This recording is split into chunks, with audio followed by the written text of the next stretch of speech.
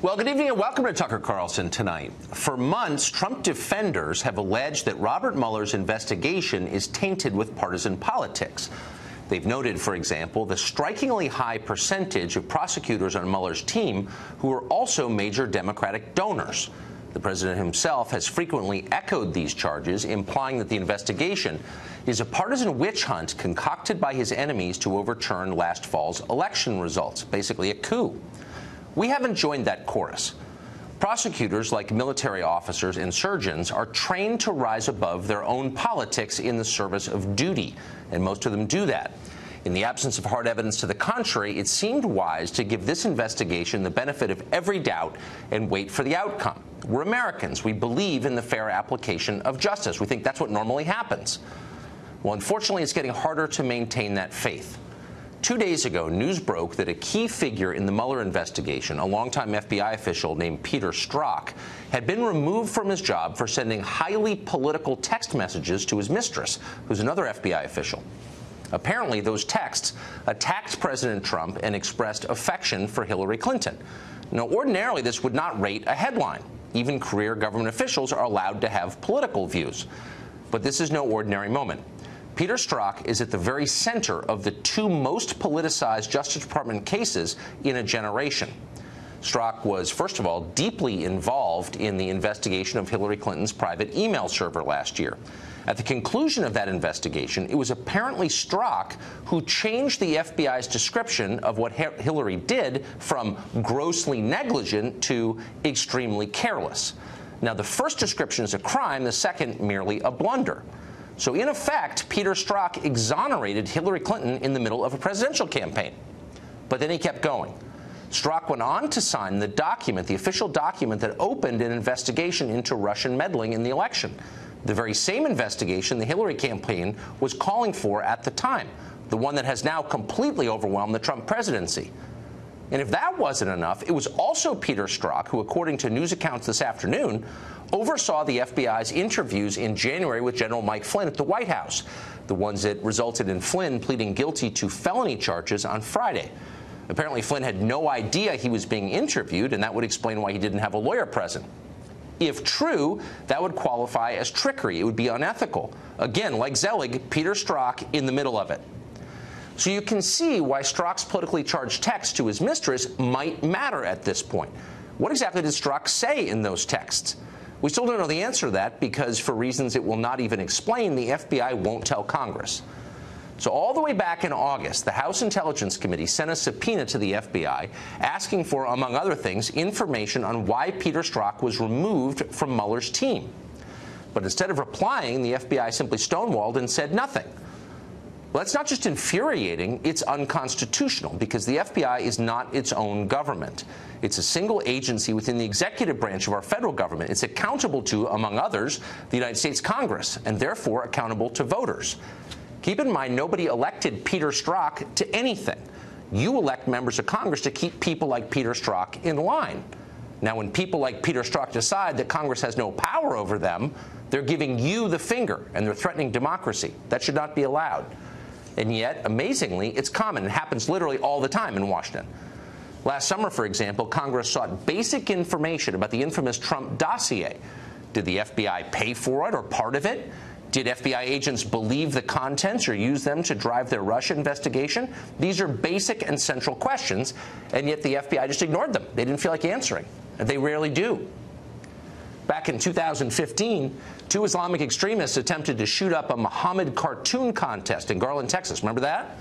Later, it emerged that an undercover FBI agent knew the two shooters personally, and it even egged them on to, quote, tear up Texas. That agent even traveled with the terrorists to the scene at Garland, was present right before the attack, and tried to flee as it began. It's hard to believe that actually happened in America, but it did happen. You'd probably like to know why it happened, wouldn't you? Senator Ron Johnson of Wisconsin would like to know.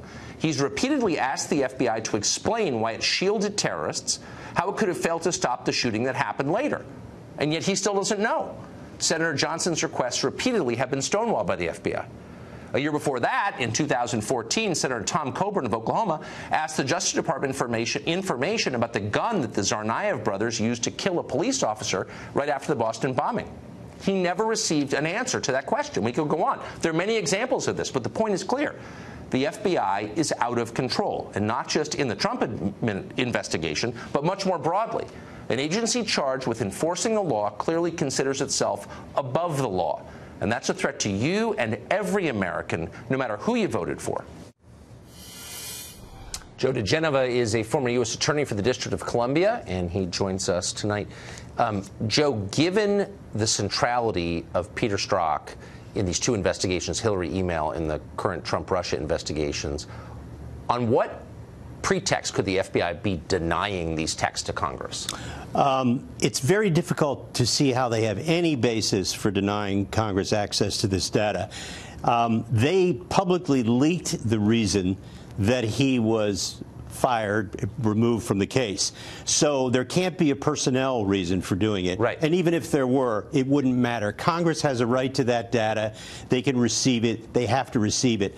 I think what's going on at the Bureau right now is very, very serious. It's very depressing for a former federal law enforcement official. This is not your mother's FBI.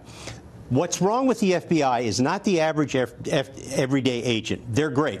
It's the management at the FBI that is the problem, and that management has not improved with the arrival of Mr. Wray. I cannot understand how Chris Wray, the current FBI director, can tolerate having Andrew McCabe on his staff at this point, given his history and his track record. I think the FBI is in very serious trouble. It started with James Comey. Comey, the dirtiest cop in America, destroyed the FBI's reputation with his bizarre personal behavior beginning way before his July 5th news conference. The Bureau is in trouble.